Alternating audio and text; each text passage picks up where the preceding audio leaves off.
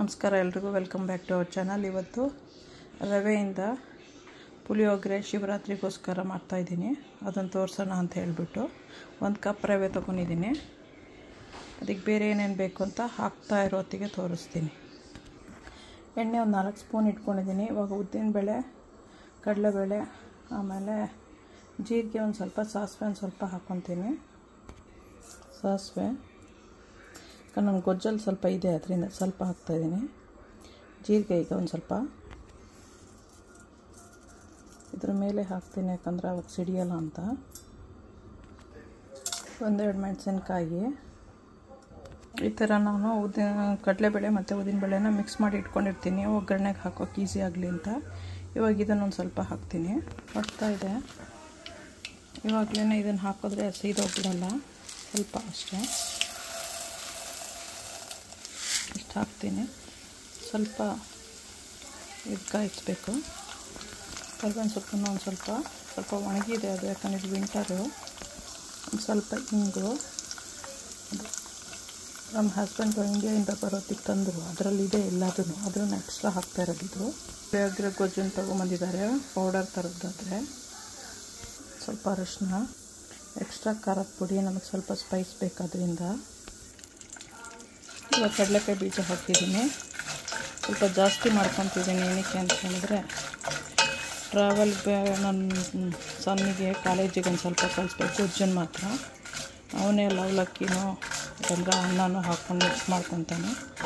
ಅರ್ಧ ಮಾತ್ರ ನಾನು ರವೆಗೆ ಯೂಸ್ ಮಾಡ್ತಾಯಿದ್ದೀನಿ, ಇನ್ನರ್ಧ ಅವನಿಗೆ. ಒಂದು ಸ್ವಲ್ಪ ಉಪ್ಪು ಹಾಕ್ಕೊತಿದ್ದೀನಿ. ನಂಗೆ ಗೊಜ್ಜಲ್ಲಿ ಇದೆಯಾ ಅಂತ ಗೊತ್ತಿಲ್ಲ, ಇನ್ನೂ ಚೆಕ್ ಮಾಡಬೇಕು ಅದನ್ನು, ಅದರಿಂದ ಸ್ವಲ್ಪ ಹಾಕ್ತಿದ್ದೀನಿ. ಒಂದು ಸ್ವಲ್ಪ ಬೆಲ್ಲನೂ. ಇದು ಗೊಜ್ಜು, ಇದರಲ್ಲೆಲ್ಲ ಕೊಬ್ಬರಿ ಎಲ್ಲದು ಹಾಕಿದ್ದಾರೆ, ಅದನ್ನು ನಾನು ಎಕ್ಸ್ಟ್ರಾ ಹಾಕ್ತೀನಿ. ಇವಾಗ ಈಗ ಗೊಜ್ಜನ್ನು ಅದಕ್ಕೆ ಆ್ಯಡ್ ಮಾಡಬೇಕು. ಇಷ್ಟು ಗೊಜ್ಜು ಹಾಕ್ತಿದ್ದೀನಿ, ಇವಾಗ ಮಿಕ್ಸ್ ಮಾಡ್ತೀನಿ.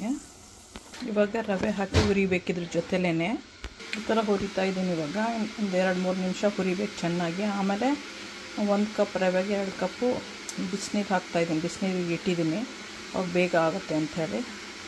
ಸೊ 2 ಕಪ್ ಬಿಸಿನೀರು, ಇಲ್ಲಾಂದರೆ 2-1/4 ಕಪ್ಪು ಹುರಿದಿದ್ದಾಯಿತು. ಇವಾಗ ಬಿಸಿನೀರು ತೊಗೊಬರ್ತೀನಿ.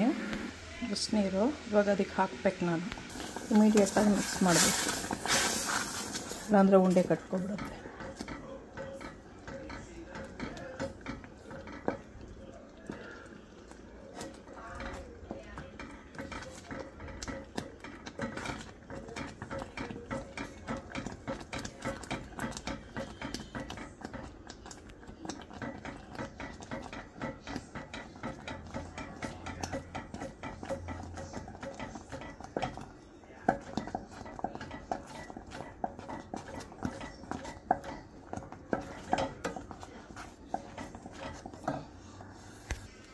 ರೆಡಿ ಆಯಿತಾ? ಎಂಜಾಯ್ ಮಾಡಿ, ಸಬ್ಸ್ಕ್ರೈಬ್ ಮಾಡಿ, ಲೈಕ್ ಮಾಡಿ, ಶೇರ್ ಮಾಡಿ. ನೀವು ಮಾಡ್ಕೊತೀನಿ. ಶಿವರಾತ್ರಿಗೆ ಉಪ್ಪಿಟ್ಟು ಉಪವಾಸಕ್ಕೆ ಒಳ್ಳೆಯದು, ಉಪವಾಸ ಮಾಡೋರಿಗೆ. ಇಲ್ಲ ಅನ್ನೋರಿಗೆ ಬೇರೆ ಏನಾದ್ರು ಮಾಡ್ಕೋಬೋದು, ರೆಗ್ಯುಲರ್ ಉಪ್ಪಿಟ್ಟು ಮಾಡ್ಬೋದು. Thanks for watching. Okay, bye.